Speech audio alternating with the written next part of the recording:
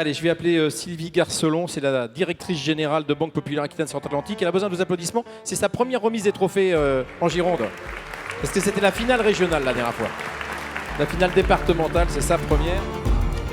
Bonjour, c'est en effet ma première remise en Gironde, mais j'ai eu plaisir de remettre la filiale régionale l'année passée à Arcachon. Et dans quel Faut-il rappeler qu'il y avait un très beau bateau qui a réussi sa traversée de l'Atlantique ces derniers jours. Oui.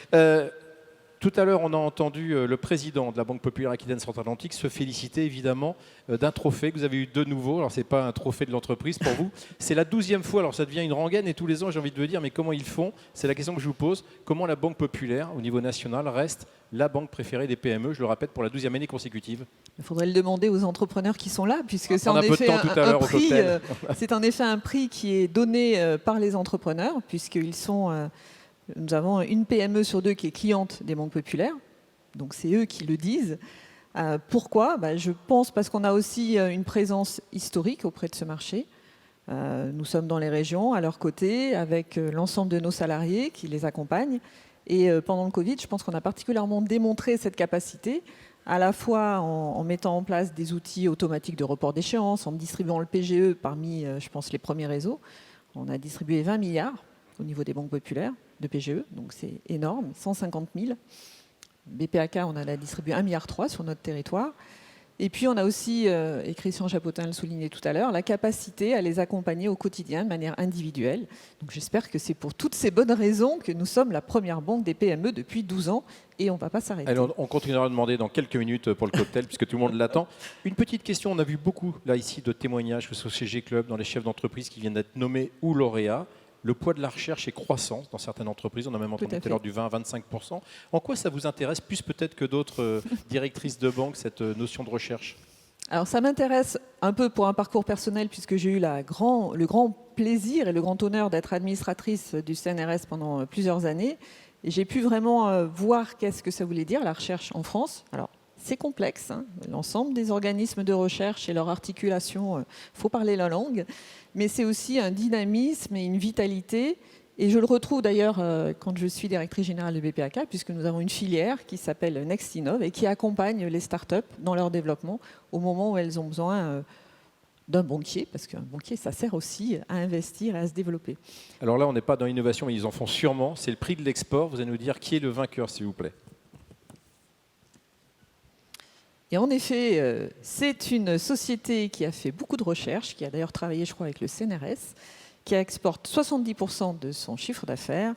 C'est une food tech girondine.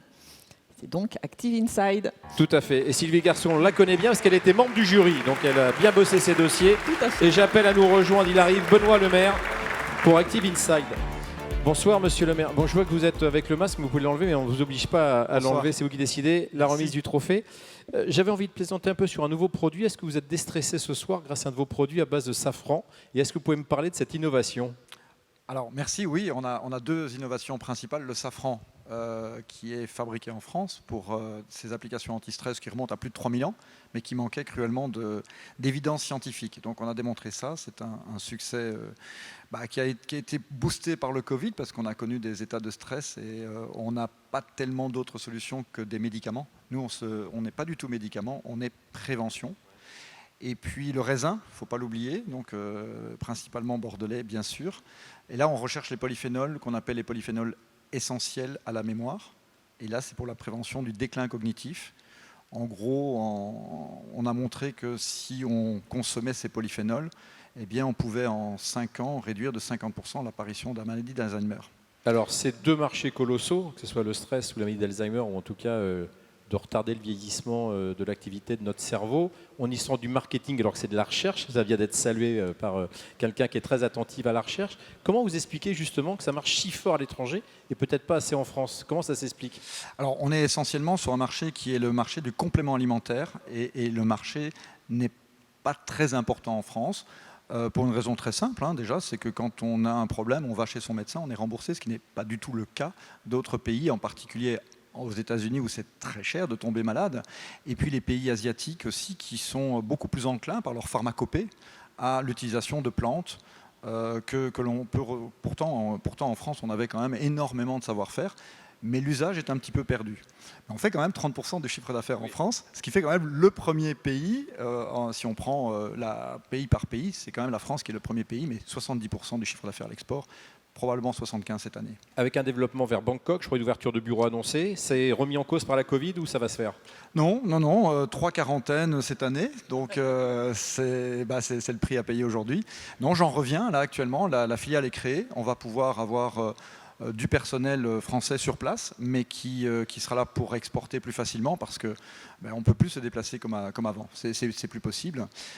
Donc c'était ça qui nous a enclin à investir. Et puis demain, c'est les États-Unis également, mais pour les mêmes raisons. Merci. Merci beaucoup. On va faire la photo de cette remise du trophée. C'était l'avant-dernier trophée.